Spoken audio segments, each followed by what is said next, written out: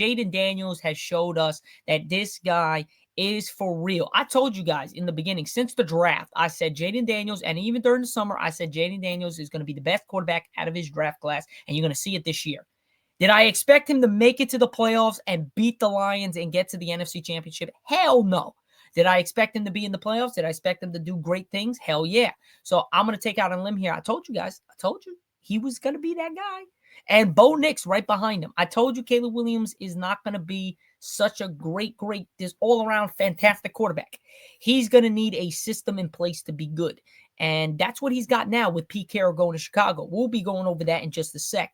But the fact of the matter is, I think Washington is on a good streak. They have beaten Tampa Bay in a close one. They've held the number three offense in the league to 20 points in Tampa Bay. They beat them to advance to the next round. And then they go into Detroit.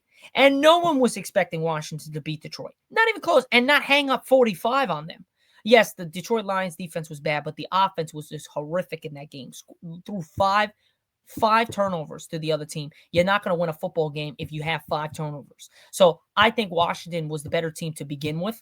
This was the better team to get out of there because they have a better defense than Detroit. The offense is not as good as Detroit, but their defense complements their offense, and their offense complements their defense. Detroit only had an offense. Their defense never did because they lost, and they had 18 guys going into that game on the injured list. That's not good. So I think Washington deserved it. They played better.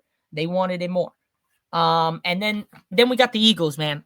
We got the Eagles. I mean, you guys know it pains me to even root for the Commanders or the Eagles in this situation because I am a Cowboys fan, but no bias. Absolutely none bias. I like the Eagles. I think Saquon has revitalized his career in Philadelphia. He is looking like a man amongst boys out there. They're going to have a problem with stopping Saquon. But the problem is not going to be Saquon. Can you minimize Saquon's touchdowns? Can you keep his big playability to a T? If you could do that, you'll win this football game. If he goes out and runs for 250 yards again, over 200 yards against their team and 2 touchdowns, you're going to lose this game. And can you make the Eagles run Jalen Hurts and you're going to hit him?